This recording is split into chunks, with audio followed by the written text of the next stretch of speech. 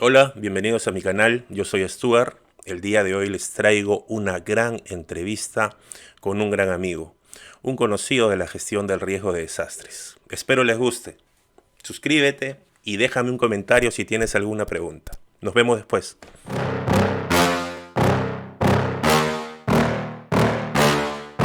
Yeah. Please tell me that I can't, that I won't, that I fail, that I'll never make it out, yeah. Please tell me all the bad, never good, fill my head full of every single doubt, yeah. Please say any negative thoughts, I pop off when I hear people say I cannot, Muy bien, buenas tardes, buenas tardes. Estoy muy contento el día de hoy porque el día de hoy tenemos un invitado muy especial. Mi nombre es Stuart Champac y el día de hoy nos visita el doctor Luis Benavente García, un gran amigo mío. Realmente me siento muy honrado de poder tener unos minutos para conversar con él sobre algunos temas muy importantes para nosotros que estamos en la familia de GRD y también para ti que estás en tu casa, estás con tu familia y quieres conocer un poco más sobre cómo actuar ante una situación de desastre. Todos sabemos que estamos siempre expuestos a una serie de peligros. Entonces el día de hoy vamos a aprovechar para conocer un poco más sobre este tema. Doctor, ¿lo puedo llamar Lucho? Claro, Stuart. Lucho, Lo de doctor bienvenido. es demasiado, gracias. Bienvenido y gracias por brindarnos estos minutos. Lucho, corrígeme si me equivoco. Un médico con especialidad en medicina de emergencias y desastres. Sí, esa es mi especialidad base. Además, Exactamente, ¿de qué se trata esto? ¿Nos podrías comentar un poco? la medicina de emergencias y desastres tiene dos áreas de trabajo. La obvia, que es la atención en los servicios de emergencia, o sea, la atención de los pacientes críticos que llegan a los servicios de emergencia, ¿no? Porque en los servicios de emergencia, teóricamente, solo se deberían atender pacientes críticos, ¿no? El paciente que tiene una enfermedad crónica que se le ha descompensado puede ser un paciente crítico, ¿no? Obviamente las víctimas de accidentes de tránsito, etcétera, pacientes críticos, ¿no?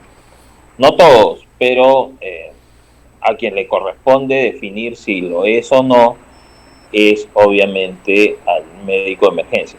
Hay otras patologías que no son de vida o muerte, como la migraña, pero son patologías que son muy desgastantes para el paciente, ¿no? Cuando están en la crisis. Entonces, evidentemente, requieren una atención. Esos pacientes tienen que ir a emergencia, ¿no? Eh, un paciente que, por ejemplo, que está como yo estoy en este momento, con un dolor en la cadera hace 4 días, no va a recibir ninguna ayuda específica yendo a la emergencia. O sea, me van a poner una inyección, ¿no? O me van a dar un analgésico. ¿Por qué? Porque si son 4 días y puedo caminar, evidentemente no hay nada roto. Y si no hay nada roto, no hay mucho que hacer en la emergencia. Eso no quiere decir que no necesite atención médica. Lo que pasa es que eso ya no es parte de nuestra preparación, ¿no? El paciente, digamos, que tiene alguna enfermedad que requiere una atención, pero una atención de consulta externa. Nosotros podemos ayudarlo con un analgésico, con esas cosas, pero no podemos llevarlo hacia el diagnóstico porque no es nuestra especialidad, ¿no? Ok. Entonces, Lucho, entendemos que un médico, ¿no?, con una especialidad en emergencias y desastres, su campo de acción es estos servicios de emergencias que encontramos en los hospitales. Así es, o sea, el campo de acción, lo que pasa es que hoy en día la visión de lo que es asistencial y de lo que no es asistencial ha cambiado un poco, ¿no? Antes se decía la actividad asistencial es esta del hospital y la no asistencial es la de desastre, ¿no? Hoy en día todo es una actividad asistencial, pero lo definimos en salud individual y salud colectiva. Ok. ¿Ya? Entonces, cuando hablamos de salud colectiva, estamos hablando de desastres. El médico de emergencias, atendiendo en un servicio de emergencia durante un desastre, sigue siendo un médico de emergencias. O sea, no está ejerciendo sus capacidades para desastres. Está atendiendo como cualquier otro día en un servicio de emergencia, con más pacientes probablemente, con menos recursos definitivamente, pero está haciendo lo que hace todos los días. Ok. El tema de desastres es el tema que hoy le llamamos gestión de riesgo de desastres, ¿no? Todo lo que implica la organización de los servicios, la gestión, la preparación, tener los recursos, etcétera, etcétera, ¿no? Es un tema, como te decía, más que antes se le llamaba administrativo y es un tema más de salud colectiva, ¿no? A mí, desde el punto de vista de desastres, no me enfoco en el paciente, sino en la comunidad. Doctor, antes de cruzar esa línea hacia lo colectivo o hacia la comunidad, en un servicio de emergencias, la mayoría de nosotros entendemos que llegan los pacientes más críticos, como usted lo ha mencionado. Doctor, en su experiencia en los hospitales que usted ha estado, ¿no? En algunos muy emblemáticos que he podido conocer, em, ¿cuáles son las causas más frecuentes, ¿no? De que una persona llegue, por ejemplo, ¿no? Y un poco articulando con el tema de estos peligros a los cuales estamos expuestos. ¿Podrían ser las personas de repente víctimas de un accidente de tránsito o más bien dicho, siendo puntual, dentro de una vivienda estamos expuestos a muchos peligros? En nuestra casa, Así es, sí. sin necesidad de que haya un sismo, ¿no? Uh-huh. ¿Cuáles son estos casos más frecuentes que usted ha podido ver? Mira, habitualmente en los hospitales y en las clínicas, por lo menos en los hospitales del MINSA, lo que pasa que hay temas con los seguros. Entonces hay algunos seguros eh, especializados en accidentes y otros seguros que no te cubren accidentes. Ok.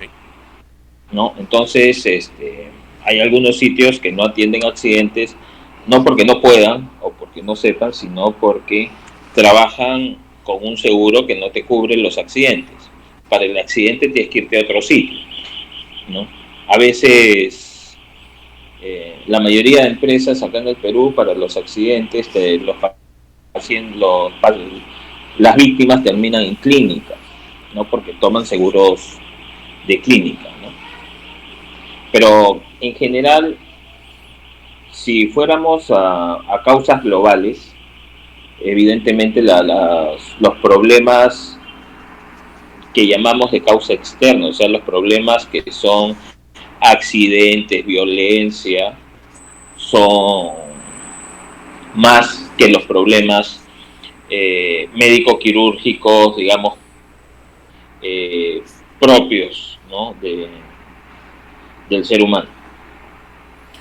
Lucho, O sea, aquí en mi casa yo tengo un botiquín de primeros auxilios y bueno, somos casi 5 dentro de la casa y sinceramente el botiquín lo hemos utilizado solamente 2 veces.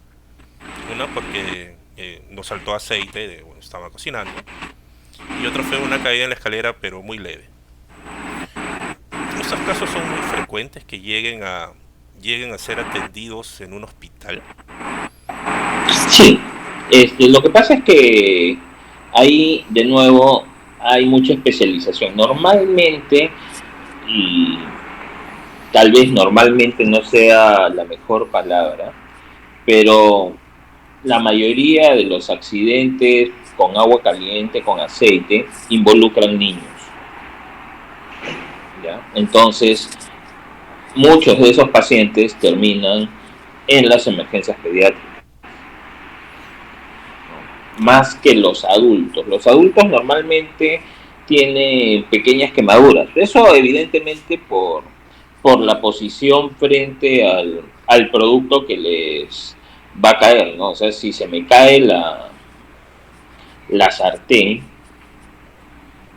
probablemente comprometa mis piernas o mi barriga o mis pies, porque el resto de mi cuerpo está por encima de la cocina. Claro. Es poco probable que me bañe el aceite, pero un niño cuya cabeza recién está a la altura de la cocina, que es un niño de 6 años más o menos, ¿no? Lo baña, ¿no? Entonces el tipo de quemadura, etcétera, es mucho más grave. Y por otro lado, el adulto intenta primero autoatenderse, ¿no? Ya sabes, abres el caño, metes el brazo, etcétera, y te metes a la ducha, cosas que ya, digamos, en la cultura social, comunitaria, ya está. Pero cuando es el niño, ya sabes que el niño hay que llevarlo al hospital de todas maneras, ¿no? Entonces, esto se ve con relativa frecuencia. Ahora, la caída de las escaleras, salvo que la escalera esté mal construida, que puede ser, ¿no? La caída de la escalera normalmente es de los primeros 3 escalones. ¿Por qué? Hay muchas hipótesis, pero no hay nada claro. La cosa es que los primeros 3 escalones, que es parecido a la casuística que hay con los accidentes de tránsito, ¿eh? Los primeros 3 escalones de arriba. No, de donde... De donde estés. Claro, tú estás y los primeros 3 escalones que empieces a usar de la escalera, esos son los peligrosos. Ah, mira, no conocía ese tipo de detalle. Lo que pasa aparentemente es que tú estás más seguro en ese momento, ¿no? O sea, tú te crees más seguro, claro, ¿no? Porque es bajito, porque recién vas a empezar a subir, ¿no? En cambio, cuando ya estás en plena escalera, como que ya estás en el ritmo de la escalera, ya tienes tus... Y ya es mecánico, ya. En que estás en una escalera, es probable que sea eso, ¿no? Pero como te decía, en los accidentes de tránsito es similar. En Estados Unidos hicieron un estudio hace muchos años y no importaba la distancia del viaje. Normalmente, entre el primer kilómetro a tu salida y el último a tu llegada eran los peligrosos. Todo el resto, o sea, los que tenían la mayor cantidad de accidentes. Ahí sí, dentro de las conclusiones se aventuraron a decir que era justamente la distracción del momento, ¿no? Cuando uno está saliendo pensando en 1000 cosas y una vez que agarra ya la vía ya se concentra. Y cuando uno está llegando, como que cree que ya llegó. Como que tu instinto de supervivencia se alerta más después de dar los primeros 2 o 3 pasos. Claro, estás avanzando y como que, oye, estamos, ya, listo. Y después cuando ya llegué y no has llegado, pues todavía te falta, pero ahí no me va a pasar nada y ahí es donde te pasa, ¿no? Entonces, esas cosas son más comunes y las caídas de escalera de esos peldaños son mucho más graves normalmente que las caídas de escalera en esas que la gente rueda. lo asociamos exactamente a... Ya al- temas de equilibrio, ¿no? claro, Porque simplemente esta persona en esos tres peldaños no tiene forma, o sea, no somos gatos. claro, Entonces, no tenemos forma de llegar a protegernos. Mientras que en la caída más larga nos da tiempo de proteger la cabeza con los brazos. Igual nos vamos a golpear mucho, pero no nos vamos a golpear tanto comparativamente las partes más graves, ¿no? O sea, instintivamente uno protege la cabeza, no protege el brazo, no usa el brazo para proteger la cabeza, es lo instintivo, ¿no? muy bien. Y un poco articulando la primera premisa sobre los servicios en un hospital y este tipo de accidente doméstico, si yo me hubiera fracturado el brazo, ¿no? En ese momento, por- me toqué, ¿no? No se estaba hinchando, tenía un dolor leve, ¿no? Puedo diferenciar cuando un brazo está roto. Bueno, al menos intento hacerlo. Si ese hubiera sido el caso, yo aquí a unas 3 cuadras de mi casa tengo un establecimiento 1-3, si no me equivoco, de categoría 1-3. Lucho, ¿tú me recomendarías ir al establecimiento de salud para atenderme? O me hubieras recomendado que tengo al Hospital Hipólito Unanue también acá a 10 minutos? El tema es así: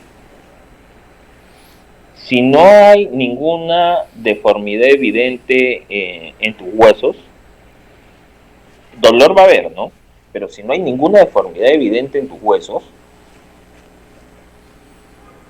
y ese 1-3 tiene al menos un equipo de rayos X, ¿ya? No tiene. El problema si no lo tiene, es que esto podría al final, podrías tener al final algo, ¿no? Ahora, como te digo, si no hay una deformidad, si no hay algo que llame poderosamente la atención, salvo el propio dolor, podrías acudir al 1-3, pero con la posibilidad de que ese 1-3 te termine refiriendo. Ya. ¿Por qué? Porque el 1-3 va a diferenciar. O sea, lo que pasa es, si yo tengo una máquina de rayos y tengo una duda, yo te tomo la placa y la placa me saca la duda. Si tienes una fisura, yo te digo, digamos, son las 10 de la noche. Te doy tus analgésicos, te pongo un cabestrillo nomás, ¿eh? Y te mando a tu casa. Te digo, mañana anda al traumatólogo. Wow. ¿Ya? ¿Por qué? Porque el traumatólogo con una fisura no te va a operar, no te va a enyesar si es una fisura pequeña, etcétera, ¿no? Ahora, si es algo, si es una fisura que compromete algo que, digamos, que está cerca de la articulación, que compromete una zona que no está muy estable por culpa de esa fisura, o sea, es una fisura que ya no es pequeñita, sino es una fisura, digamos, visible a simple vista en la radiografía, probablemente igual te mande a la emergencia, pero sabiendo a qué te manda. Claro. En cambio, si no es así, lo que va a pasar es que te va a poner un analgésico y el analgésico probablemente funcione como disquisidor para ver si te mando o no te mando al hospital. O sea, si te pasa, no debe ser nada grave, igual anda a verte mañana, y si no te pasa, te mando al hospital para que vean qué es, ¿no? No es muy seguro porque o sea, si yo tengo la posibilidad de que haya un hueso roto, necesito una radiografía. Lucho, No tengo forma de evitarlo. entonces, hay una recomendación entre líneas que yo te he entendido. Y de repente estoy equivocado, ¿no?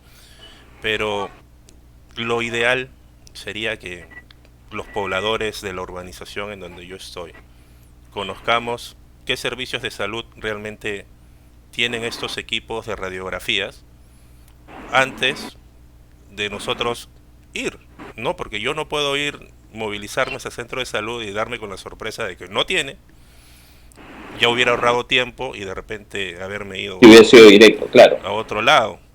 Así es. Quizás esta información la tenga el MINSA dentro de su página web. Voy a tomarme la tareita de repente de buscar para ponerla a disposición de las personas que están viendo Es, el es video. probable que la encuentres. Sin embargo, lo que sería, a mi modo de ver, más eficiente es que nosotros conozcamos realmente qué capacidades tienen los establecimientos que están alrededor nuestro, Excelente, excelente. ¿no? Tendríamos que Ir, claro. tendríamos que ir, ¿no?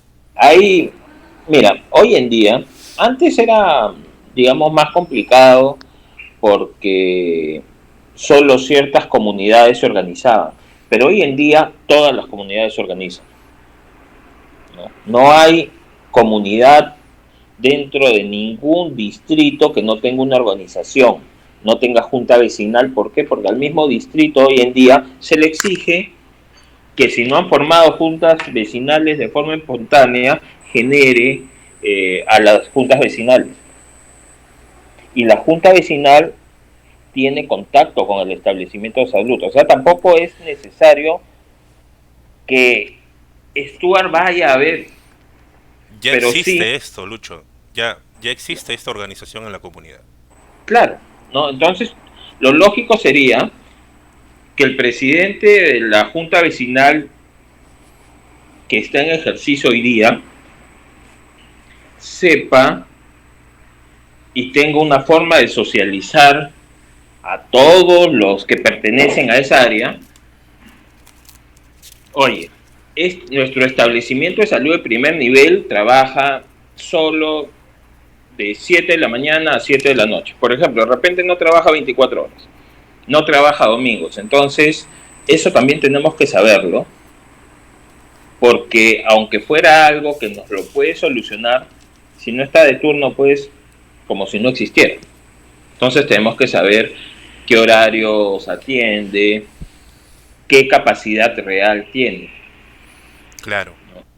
Hemos estado trabajando estos últimos días y justamente esta formación de capacidades de voluntarios de voluntariado de emergencia o brigadas comunitarias, como se ha estado llamando también, están organizadas no solamente para atender, sino también para gestionar este tipo de atención. Es un punto muy importante, realmente no pensé llegar ahí, pero creo que esa sería gran parte de la solución para poder nosotros evitar en el momento de la emergencia, pues de repente evitar malgastar el tiempo para que una atención sea más rápida atendida en otro tipo de lugar. Excelente, Lucho, excelente. Aprovechando también y ya cruzando un poco la línea, ¿no? Vámonos un poquito más a lo masivo, de repente a lo colectivo. Quería pedirte tu opinión. Yo tengo una respuesta en mi cabeza. Y quizás muchos de los que estén viendo el video tienen una respuesta en la cabeza porque no es un tema nuevo. Lucho, ¿tú crees que los hospitales que actualmente pues funcionan en Lima están preparados para atender víctimas masivas, productos, por ejemplo, del sismo de gran magnitud que nuestros amigos de IGP y del Estado pues siempre nos están mencionando que puede ocurrir en Lima? ¿Qué opinas de esta situación? Lo que pasa es que eso tiene una respuesta bien compleja. ¿Por qué? Porque no depende tanto de la capacidad como del volumen de víctimas que puedas tener, ¿Ok? ¿ya? Ningún hospital de Lima, y es probable que ningún hospital, es más, en otros países mucho mejor preparados, los hospitales han llegado a colapsar, ¿ya? Porque eso es posible. Normalmente el colapso es justamente por el tipo de pacientes que no debió llegar a la emergencia, ¿no? Porque tenía heridas menores, ¿ya? si yo tengo, a ver, se cayó la mitad del sitio donde estaba en ese momento, pero yo solo tengo raspones, o sea, no me cayó un ladrillo en la cabeza, ¿no? O sea, no me cayó nada en la cabeza, no perdí el conocimiento, ni siquiera me he golpeado la cabeza, no he tenido ningún golpe severo, no he estado atrapado bajo algo pesado. Lo más probable es que mis dolores sean sencillos, o sea, no sencillos en el sentido de que duelan poco, sino que no representen enfermedades o patologías de gravedad, ¿no? Entonces, este tipo de personas no tendría por qué ir en primera instancia. Por ejemplo, se rompen los vidrios y un vidrio me hace un corte en alguna parte del cuerpo, pero un corte superficial, ¿no? Sangro un poco, pero cuando yo lo presiono y lo aprieto bien, deja de sangrar. Eso no necesita un hospital en este momento. Evidentemente, si se me quedó clavado un pedazo de vidrio, la cosa es distinta, ¿no? Si estoy sangrando y a pesar de los esfuerzos que hacen por cohibirlo, a lo más sangra menos, pero no deja de sangrar por completo, tengo que ir a un hospital porque eso tiene que solucionarlo. Porque en este momento no pondrá en peligro mi vida, pero en las próximas horas tal vez sí. Entonces tengo que ir, ¿no? Ahí sí no tengo mucha opción, ¿no? Tengo que ir a buscar atención médica. Entonces, cuando yo busque atención médica,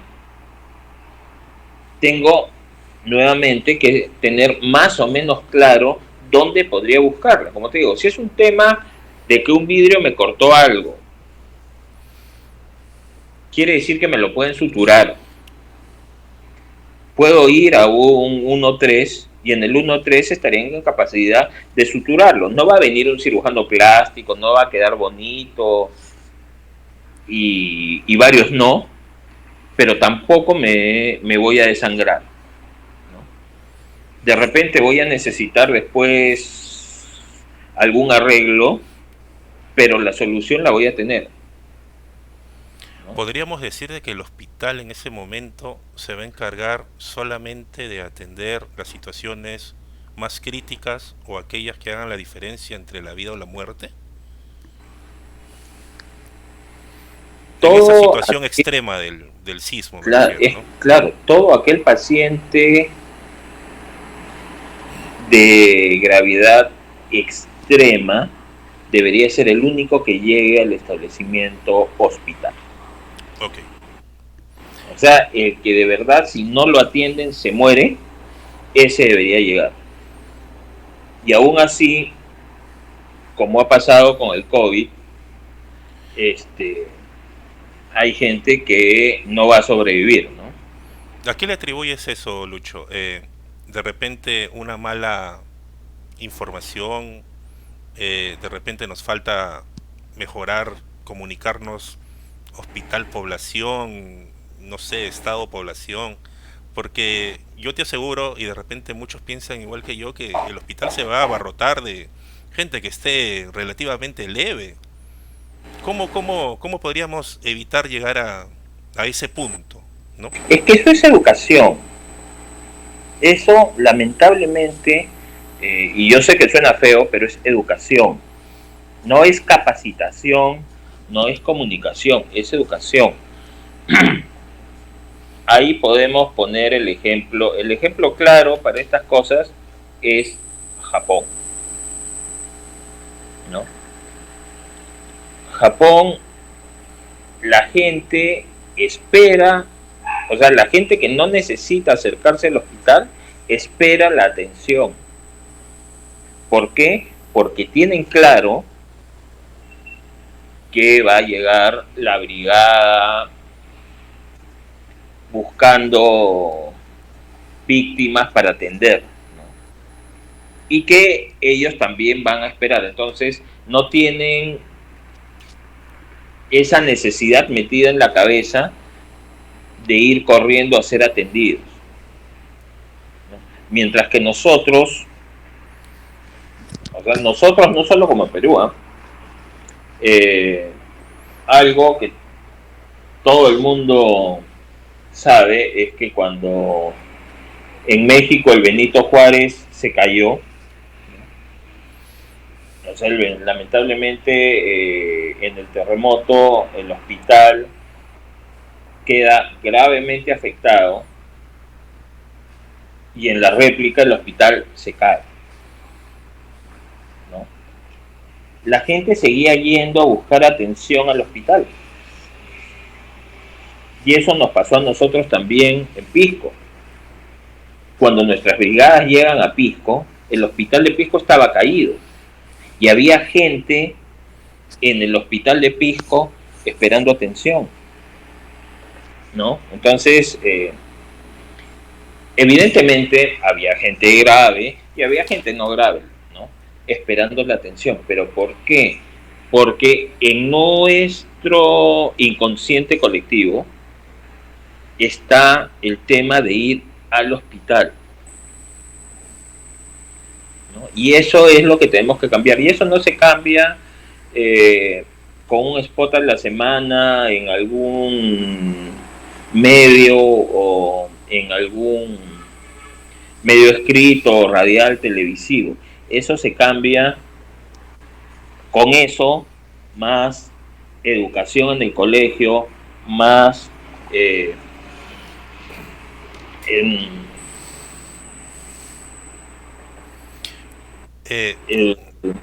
youtubers y todo el que pueda dar esa información hasta que nos entre en la cabeza, ¿no? Sí. ¿Por qué? Porque el niño va a aprenderlo en el colegio, pero el adulto, como nosotros, no lo va a aprender en el colegio. Pero si mi hijo me dice, papá, si pasa esto, tenemos que ir a tal sitio, no es que me vaya a enseñar, sino que yo también ya me enteré de que la cosa es así. Simplemente va a activar eso que mi cerebro tiene apagado en ese momento, ¿no?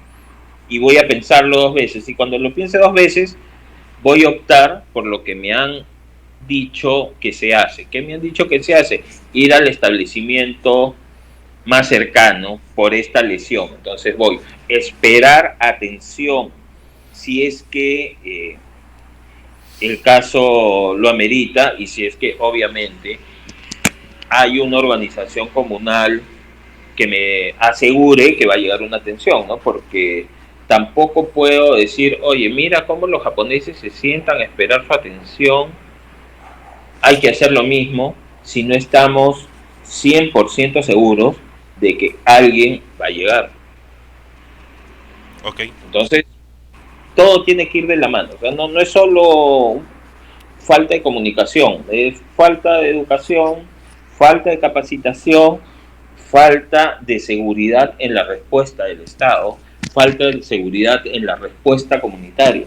Porque cuando suceda eso, tenemos que responder todos.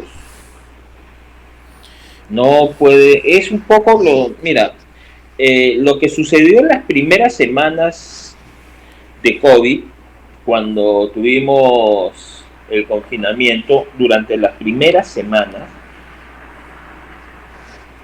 eso nos puede dar una luz sobre cuál es el camino. En las primeras semanas, mucha gente se ofreció, o sea, gente que podía salir a hacerle las compras a la gente que sabían que eran 2 abuelitos y que no podían salirse a exponer, se ofrecían a hacerle las compras, ¿no? Después se organizó y el delivery y etcétera, pero hubo un momento, unas semanas, en que hubo mucha colaboración entre vecinos, y vecinos en todos los niveles, estratos socioeconómicos, no que solo acá y allá no, o solo allá y acá no. Todos los que podían se apoyaban, ¿no? Eso obviamente cuando empezaron la cosa, digamos, empezó a relajar un poco, empezó a haber más sistemas, a haber más delivery, ya se podía salir con un poco más de soltura, etcétera, se diluyó. Pero esas experiencias que obviamente le corresponden al Estado, no al Estado gobierno nacional, sino al Estado como estructura de gobierno local, regional o nacional, le corresponde capturar esas experiencias y organizarlas para poder usar la misma experiencia ya organizada cuando suceda alguna otra necesidad similar, ¿no? Claro, ese tema del COVID era un tema que te quería tocar después, porque prácticamente lo ha cambiado todo, o ha cambiado prácticamente gran parte de lo que nosotros tenemos vigente como gestión del riesgo de desastres, ¿no? Se le ha sumado un riesgo realmente que, si bien estaba considerado las epidemias y las pandemias como un riesgo potencial en todo el mundo, pues realmente muchos de nosotros no esperábamos que eso sucediera en esta década, ¿no? En nuestra vida. O en nuestra vida, por último, ¿no? Es algo que yo sé que tú sabes mucho del tema, realmente yo sé que es un tema muy largo también, porque hay que replantearse, hay que trabajar en las premisas, en los conceptos que nosotros manejamos realmente eh, han evolucionado o van a tener que modificarse para adaptarse a este nuevo estilo de vida, ¿no? Y a esta nueva preparación, respuesta, rehabilitación que tenemos que asumir como Estado y como población. Quiero hacer un paréntesis muy chiquito.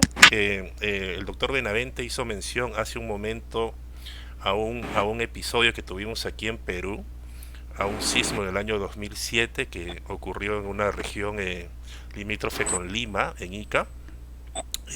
Fue un sismo que lamentablemente pues ocasionó el fallecimiento de más de 500 personas, tuvimos miles de personas lesionadas. Aquí tengo el dato, 41.000 damnificados también dejó este sismo en Pisco, que bueno, que fue el punto de partida también para muchas otras acciones en la gestión del riesgo de desastres. Lucho, para continuar y un poco hilando lo que habíamos conversado, está claro que como sociedad tenemos una serie de retos y uno muy importante, y que tú lo has mencionado y has sido muy enfático en esto, es la educación, ¿no?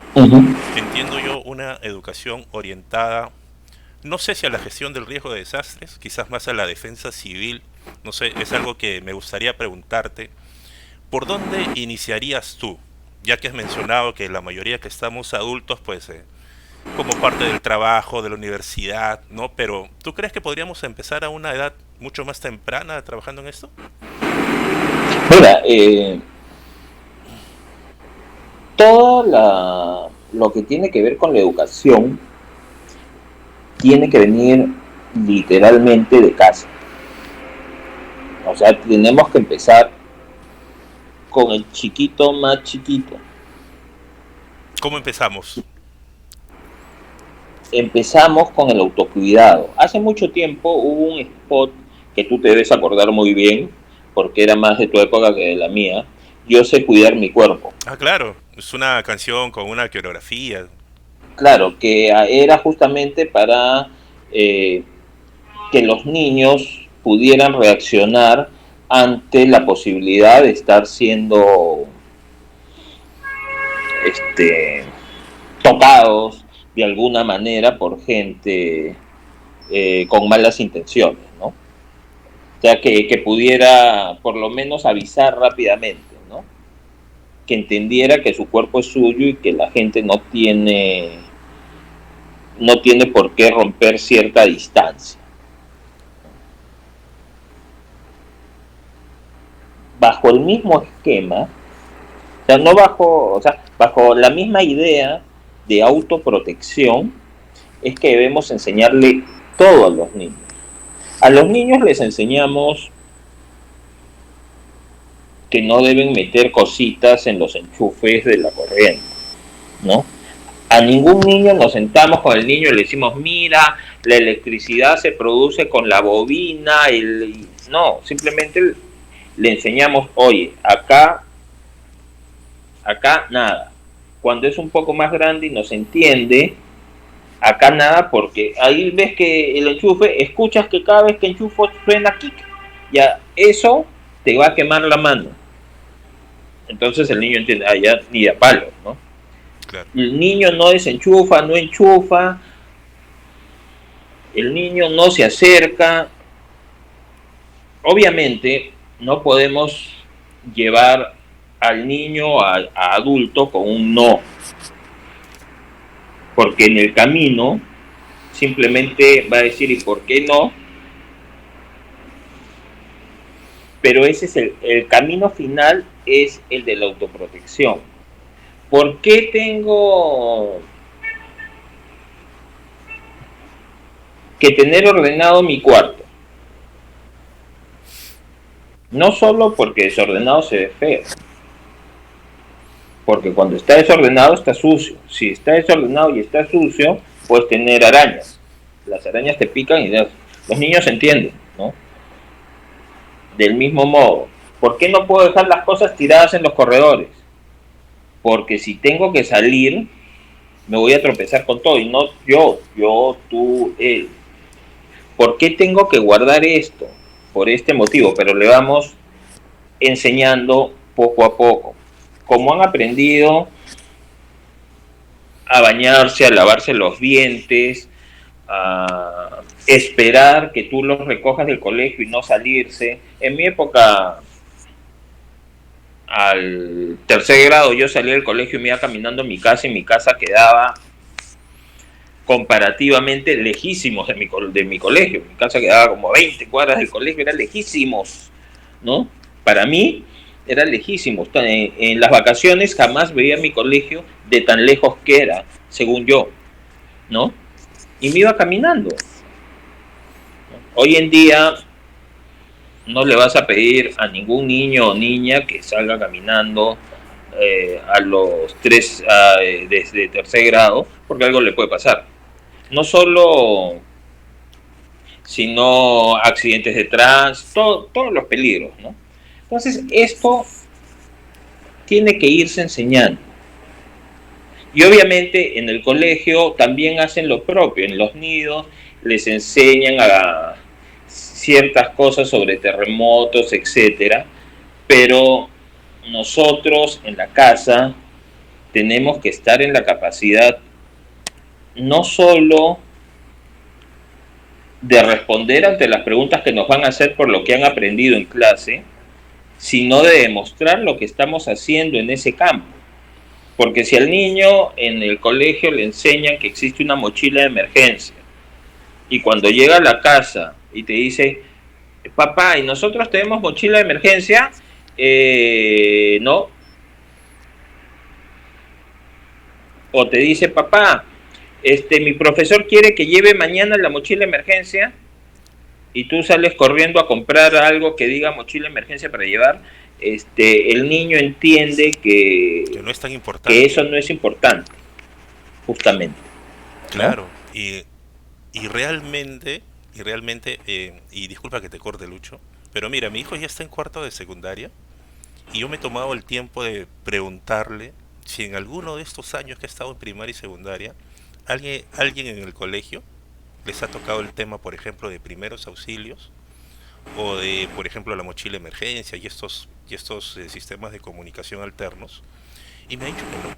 Me ha dicho que sí, participan en los simulacros, están organizados con sus brigadas, pero no hay específicamente dentro de la currícula escolar, ¿ya? Alguien que realmente se siente con ellos y les explique, así como nosotros estamos conversando, ¿no? Cuáles son los peligros y riesgos a los cuales estamos expuestos. Entonces, yo sé que es un paso grande como sociedad que podemos dar en algún momento, pero o de repente yo he metido a mi hijo en colegios que no están cumpliendo con la normativa del Estado. No entiendo. Lo que pasa, creo yo, es que la normativa es un poco ambigua, ¿no? O sea, tiene líneas de acción, pero no tiene detalle. Cuando tú estás enseñando algo que tiene que replicarse al pie de la letra, tiene que tener un documento que te diga cómo lo vas a dictar. O sea, no me puedo confiar en el profesor, no porque el profesor no sepa, sino porque lo que yo quiero es que en ese tema tengan un conocimiento estandarizado, ¿no? Es como, a ver, historia del Perú, Sí te entiendo. ¿no? Ujú. O sea, yo tengo mi libro y la gente sigue el libro. ¿Tenemos un libro de gestión de riesgos escolar? No tenemos. Entonces, ¿cómo lo seguimos?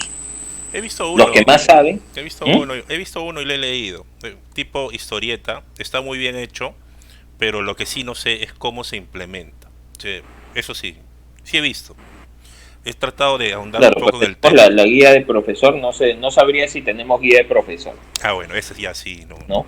Porque te digo, mi mamá era profesora y mi mamá tenía guía del profesor, o sea, tenía, por ejemplo, en mis épocas el libro era la enciclopedia Venciendo, que es antes de la enciclopedia Santillana, por si acaso, que debe haber sido de tu época, ¿ya? Había un libro que se llamaba Venciendo, ¿ya? Y había uno para cada año de primaria, ¿ya? Pero no solo había eso, había una guía de profesores para que el profesor pudiera usar esa enciclopedia y enseñar a los alumnos. Claro, No porque el profesor no supiera, sino para poder seguir las pautas que el Ministerio de Educación había planteado para esos temas, ¿no? claro, claro. Y acá también quiero ser claro con el público que si bien estamos haciendo o estoy haciendo una autocrítica sobre el sistema de educación, también somos conscientes de que los colegios están preocupados por el tema. Yo he visto a colegios convocar al personal del Ministerio de Salud, convocar a bomberos para ser capacitados, para mejorar su organización. Entonces, no quiero que se escuche mal, es una autocrítica y es una experiencia propia, ya que estoy hablando de, en este caso, de mi hijo, pues, ¿no? Lucho, este tema de educación, si bien es cierto, es un tema muy amplio, Uh -huh. es un tema en el cual eres tú especialista. El tema de la gestión del riesgo de desastres para muchos de nosotros empezó como un hobby o como una alternativa. Como tú sabrás, muchos de nosotros pues tenemos diferentes tipos de profesiones, ¿no? Y es más, Uh -huh. hasta hemos salido del campo de la salud y tenemos pues profesiones de otro tipo de nivel, ya que la GRD es todo un mundo, ¿no? Así es. Yo quería preguntarte de repente algo un poco más personal, ¿no? Ya nos has contado mucho tu experiencia en el ámbito asistencial, ¿no? También reconozco que lo que has mencionado es de mucha utilidad para mí y para todos los que nos están viendo. Pero cuéntanos un poco sobre esta parte, yo le llamo administrativa, yo sé que tú le vas a llamar de gestión, ¿no?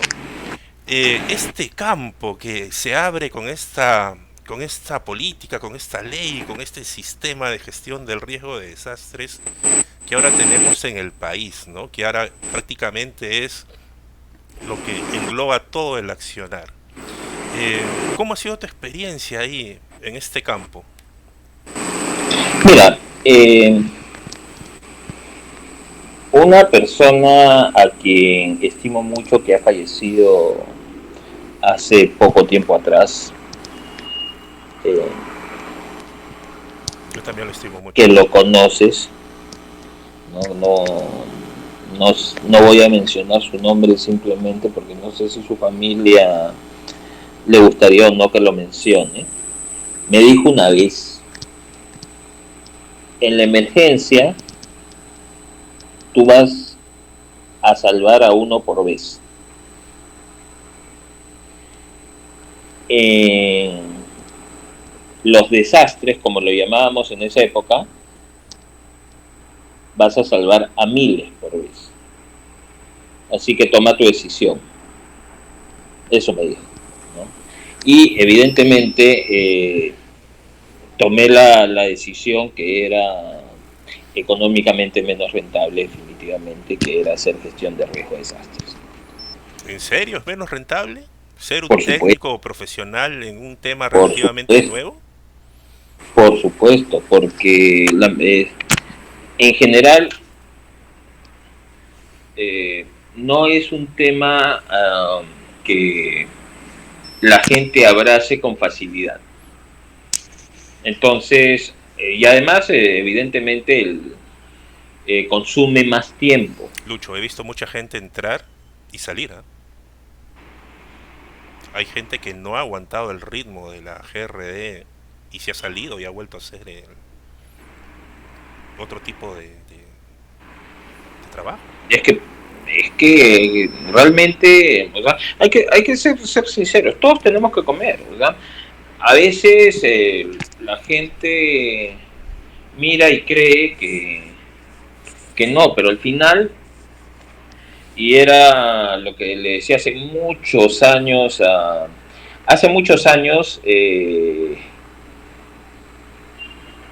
el que es considerado el maestro de la emergencia, de la medicina de emergencias en la Universidad de San Marcos, eh, me invitó a dictar un tema, uno de los tantos temas que dictaba para los residentes, que era la situación y las perspectivas del médico de emergencia. ¿Ya? Y ahí mi misión era poner las cosas en blanco y negro, ¿no? O sea, que la gente se olvide de ER, ¿no? Se olvide de Grey's Anatomy y entienda en qué se había metido. Okay. Y ahí hablábamos de temas económicos. Y realmente, el tema, si vamos por temas económicos, evidentemente, entre un médico haciendo medicina de emergencias y un médico haciendo gestión de riesgos, tiene mejor perspectiva el que hace medicina de emergencia, definitivamente, ¿no? Ahora, no, tampoco es pues que el médico de emergencia se vaya a hacer millonario en algún momento, eso al menos en el Perú no va a pasar, pero por lo menos, o sea, te permite agenciarte un poco más de ingresos de los que podrías tener haciendo gestión de riesgos, ¿no? Mientras hagas gestión de riesgos digamos, en una onda sana, ¿no? Porque hay gente que, lamentablemente, como en todo, hay vendedores de humo, como conversábamos antes, y ya pues, eso es otra cosa en lo que yo jamás me he metido y jamás me meteré. ¿La gestión del riesgo de desastres forma parte de tu vida? Es decir, después de salir de trabajar, ¿tú crees que ha calado tanto en ti que forma parte ya de, no sé, de tu idiosincrasia ya? Sí, sí, definitivamente. Hay muchas cosas que yo he llevado no del trabajo a mi casa, sino de mi casa al trabajo. Ah, O sea, muchas formas de hacer las cosas que yo las he llevado de mi casa al trabajo, porque en mi casa ya las hacía. claro. Porque ya tenía, porque había una idea clara de qué necesitaba, ¿no?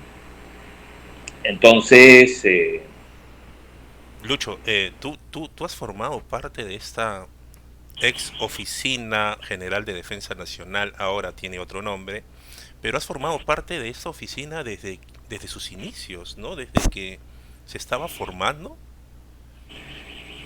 no, yo tomo contacto con esa oficina en el año, o sea, directamente con la oficina nacional en el año 97, la primera vez que tuve contacto con esa oficina, y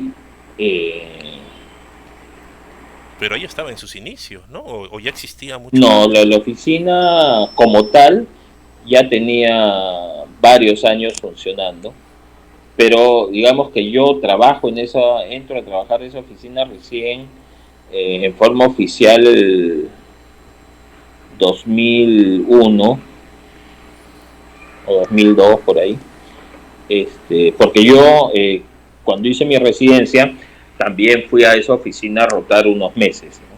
Pero obviamente eso no es trabajo propiamente, no es educación, es capacitación.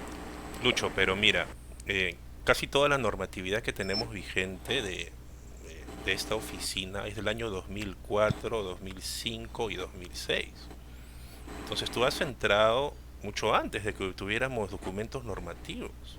Entonces Sí, yo considero de todos, que la oficina en estaba en todos esos formación. documentos normativos Mm. he participado de alguna manera, sí. Y antes de esos documentos normativos, al menos como MINSA, yo que me he tomado el trabajo de buscar un poco más, y yo sé que tú conoces más, no había mucho. Prácticamente era el sistema de defensa Cinedesis. Bueno, no recuerdo bien, pero como MINSA no teníamos mucha bibliografía sobre qué es lo que debemos hacer. Lo que pasa es que la Oficina Nacional era un ente muy pequeñito, pero muy activo, ¿no? Entonces, los brazos fuertes estaban en varios puntos del país, bastantes estaban entre Lima y Callao, la mayoría, ¿ya? Pero el grupo era tan pequeño realmente que las formas de hacer las cosas estaban en la cabeza de la gente, ¿no? O sea, sabían cómo hacerlo, y te digo sabían porque en ese momento yo todavía no he participado. El primer contacto, como te digo, en el año 97 ellos ya trabajaban, ya estaban bastante avanzados en todo, ¿no? Pero por ejemplo, en el incendio en Mesa Redonda, con las brigadas de intervención inicial, trabajaron como si tuvieran todos los documentos ya habidos y por haber, ¿ya? Trabajaron ordenados, intercambiaron equipos, o sea, porque habían brigadas en Lima ciudad, habían brigadas en Lima Sur, en el Callao habían brigadas, recién están apareciendo realmente las brigadas, y aún así, como habían sido preparadas por el mismo equipo, por un equipo similar con algunos cambios, básicamente todo funcionó como si hubiera una organización Te entiendo. previamente diseñada, escrita, oleada y sacramentada, y no existía, ¿no? A partir de eso es que evidentemente en la generación del necesario crecimiento se ve como importante empezar a gestionar eh, documentos que puedan dirigir el accionar, ¿no? No solo la buena voluntad de los que ya estaban trabajando en el tema. Eh, Ahora que has mencionado el tema de Mesa Redonda, y también ha sido un parteaguas en la historia de la gestión del riesgo de desastres, cuando pienso en eso, pienso que hemos tenido mucha suerte de haber tenido a estas personas con experiencia y con capacidades, obviamente, que dirigieron las acciones en ese momento, ya que fue una situación a la cual no estábamos preparados, ¿no? No, y es más, creo que hemos tenido otro tipo de incendios también en temporadas navideñas, que afortunadamente no han llegado más, pero bueno, son lecciones aprendidas. Hay una publicación muy interesante sobre lo ocurrido en Mesa Redonda, lecciones aprendidas del Ministerio de Salud, que también a los que están viendo el video les voy a dejar el link para que lo puedan descargar. Está muy interesante. Lucho, ya para terminar, también quería tocar un tema que ya mencionaste, ¿no? Mencionaste el terremoto de Pisco. También yo sé que tienes una experiencia muy amplia también en este evento que enlutó el país.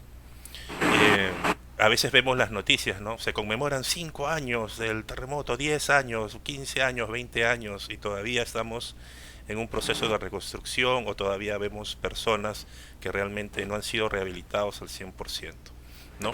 Y bueno, obviamente no tengo mucho que decir sobre el seguimiento pues que se les ha hecho a cada lesionado, a cada damnificado, ¿no? Sería una tarea de repente pues que nunca logre terminar. Ujú. Eh, Bajo este conocimiento, bajo esta experiencia que has tenido en Pisco, ¿no? Y nosotros en Lima, esperando pues un sismo de gran magnitud que esperemos nunca lo pasemos, eh, ¿qué podríamos rescatar? ¿Qué se hizo bien? ¿Qué se hizo bien en ese momento? De repente no solo como personal de salud, ¿no? De repente podrías ampliar tu respuesta a la población organizada. Bueno, no lo sé. ¿Qué podríamos rescatar de lo que se hizo en Pisco que de repente nos pueda servir ahora, ¿no? Mira, lo que pasa que en Pisco hubieron situaciones especiales que no se van a volver a repetir. Eh, pero te digo, por ejemplo, una de las cosas que yo siempre voy a reconocer es cuando el presidente de la época, Uy, ya me yo dolió la sé que, cabeza. yo sé que tiene más detractores que gente que lo apoye, ¿ya? No, me acabo de acordar del mensaje a la nación. Disculpa que te corte, disculpa. Claro, claro, primero sale y dice no ha pasado nada, y eso es un error común en desastres, creer que porque no tengo información es que no ha pasado nada, ¿ya? Pero lo que yo reconozco es que tuvo reacción, ¿ya? Me comparo, o sea, con otro país mejor preparado que nosotros, con más equipo que nosotros, que incluso nos había apoyado, y en una situación similar también tuvo el mismo problema, ¿ya? Y su reacción a cambiar de opinión no fue ni tan rápida ni tan clara, ¿no? O sea, eh, en nuestro caso, la decisión de la evacuación a Lima no fue una decisión de salud, fue una decisión vertical. Dijo, se cayó todo, sí, ¿dónde los van a atender? En Lima, llévenlos a Lima. O sea, ¿no? Esa fue una eh, primera decisión importante, y la otra decisión muy importante fue aceptar públicamente que necesitaba ayuda internacional. Algo difícil de hacer. Porque eso es lo más duro. Lo más duro, sobre todo para un presidente, el que sea, ¿no? Es aceptar que no puede solo.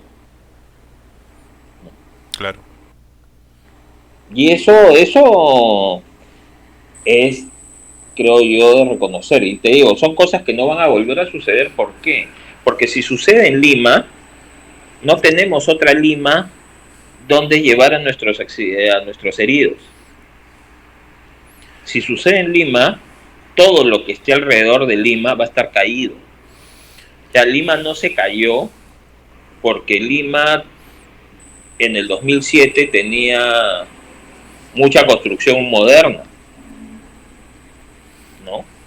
Pero si Lima queda realmente dañada, sus hospitales quedan dañados, Dilo, dilo, y dilo. uh, ¿Qué nos espera? ¿Qué nos espera? no tenemos, en principio, no vamos a tener acceso por la carretera central.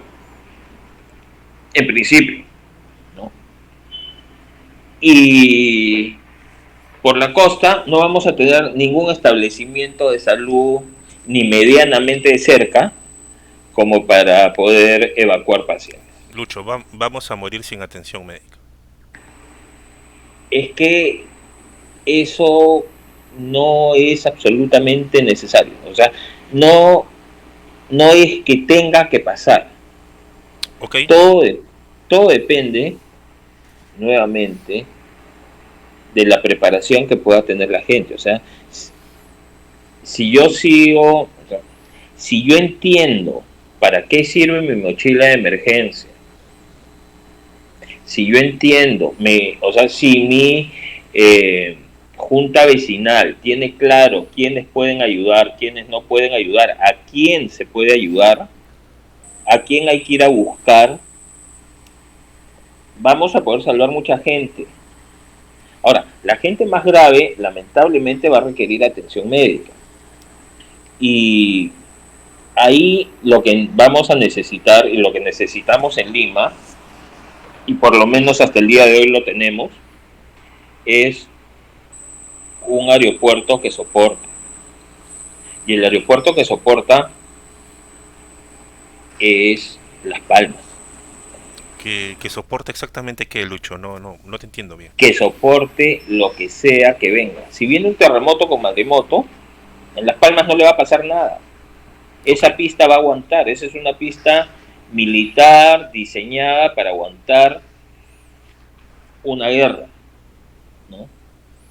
Entonces necesitamos eso porque vamos a necesitar recibir apoyo, pero también vamos a necesitamos sitios donde desplegaríamos hospitales de campaña no nacionales, porque también una creencia que yo no comparto y desde el comienzo y nunca voy a compartir es que nuestros propios hospitales nos van a poder ayudar, porque nuestros propios hospitales dependen de nuestra gente y nuestra gente va a estar damnificada. Sí, definitivamente es algo que muchas veces no está dentro de nuestro radar, ¿no?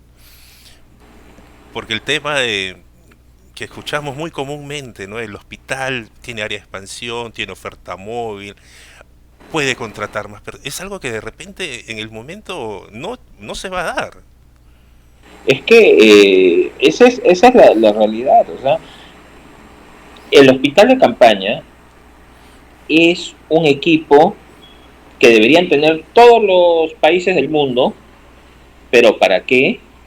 Para garantizar una ayuda efectiva. O sea, yo te ayudo y cuando yo necesite tú me vas a ayudar. Oh, ok, ok. ¿No? Para eso. No para decir mi hospital de campaña me va a ayudar a mí mismo, porque de nuevo, no es seguro que tenga personal, ni siquiera es seguro que lo pueda sacar de su lugar de almacenamiento, ¿no? Entonces, y eso no es garantizable, o sea, no es que, a menos que se lo entregue, que mis hospitales de campaña los sean militares y que los militares lo tengan en un lugar seguro y me los puedan traer por avión en una hora después de suceder el terremoto, nadie me puede garantizar que voy a desplegar esos hospitales, ¿no? Eso es, creo, en este tema de los hospitales de campaña lo más importante, ¿no? Pero sí es necesario que nosotros estemos adecuadamente, ya como personal de salud, adecuadamente coordinados con los demás países, porque tenemos que hablar el mismo idioma, y como comunidad, como les digo, o sea, la junta vecinal tiene que estar bien coordinada con su establecimiento de salud. Y tenemos que entender eso, o sea, a veces tenemos que, no sé, pues, porque el Ministerio de Salud está en mi zona, yo quiero coordinar con el ministro. No me corresponde, mi junta vecinal es una junta local, el ministro es un administrador, o sea, puede ser un médico, pero está administrando la salud del país, no es un prestador de servicio. Entonces tengo que coordinar con el prestador de servicio local, que es mi centro de salud cercano, ¿no? Para poder tener claro qué capacidades tengo en mi zona para salvar la mayor cantidad de gente, ¿no? Y como te digo, esto yo creo que a la mala, pero algo nos ha enseñado el COVID en ese camino, ¿no? Claro, definitivamente el tema del COVID es un tema que yo lo había mencionado. Es un tema complejo realmente, ¿no? al menos para tratar de enlazar estos dos conceptos principales como una pandemia y una gestión del riesgo de desastres. Entiendo que para todos los países quizás articular sea pues un trabajo arduo. Lucho, ya nos hemos pasado del tiempo. Realmente yo agradezco que hayas podido conversar con nosotros. Hemos aprendido mucho contigo. Realmente cada tema que converso contigo, de repente hablamos de fútbol y la vamos a hacer bien porque yo sé que tu campo de conceptos es muy amplio y muy entretenido también, ¿eh? Muy entretenido. Eh, Solo me queda agradecerte, también saludarte de parte de las personas que van a ver el video, ya que muchos de los consejos que tú has dado, muchas de las experiencias que tú has comentado se pueden implementar. Porque no realmente tener un botiquín implementado, una mochila de emergencia, organizarse con la comunidad, son trabajos que están en las manos de todos nosotros y son trabajos posibles y realmente no son cuesta arriba, son fáciles de hacer, solo necesitamos un poco de voluntad. Te agradezco otra vez por tu tiempo y no sé si quieres decir algo para todos los que van a ver el video. Básicamente agradecerte por la invitación, Stuart. Podemos conversar otro día sobre el COVID y cómo verlo desde el punto de vista de la gestión de riesgo de desastres, si quieres, no hay ningún problema. Y de nuevo, o sea, para nosotros en casa, para todos, lo peor que nos puede pasar es que alguien de la familia esté herido, eso lo sabemos todos. O sea, no hay nadie que no tenga claro que eso es lo peor que podría pasar. Pero sobre eso no queremos que nos pase que, pudiendo haber tenido un mínimo de preparación para protegernos, no lo hayamos hecho, ¿no? Entonces tenemos que protegernos. No es complicado, o sea, es simplemente agarrar una rutina nueva, como cuando agarraron la rutina de dejar los zapatos en la puerta de la casa, ¿no? Claro. Así de difícil y así de sencillo es hacer gestión de riesgo, es tomar la decisión, empezarlo a hacer. Al principio nos vamos a olvidar, nos va a parecer pesado, pero con el tiempo va a ser normal, ¿no? Yo supongo que mucha de la gente ya sabe que ya no es necesario ese tema de dejar los zapatos, pero mucha de la gente lo sigue haciendo porque ya se acostumbró y no lo va a dejar nunca, ¿no? Ya en su casa anda en pantuflas, Claro. o sin zapatos, ¿no? O sin zapatos simplemente, que es lo más barato y lo mejor también para nuestro andar. Muy bien, maestro. Bueno, eso es todo. Nos quedamos con este último mensaje y ya nos vemos en otra oportunidad. Gracias. Cuídate, nos vemos.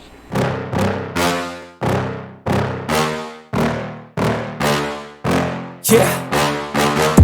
Please don't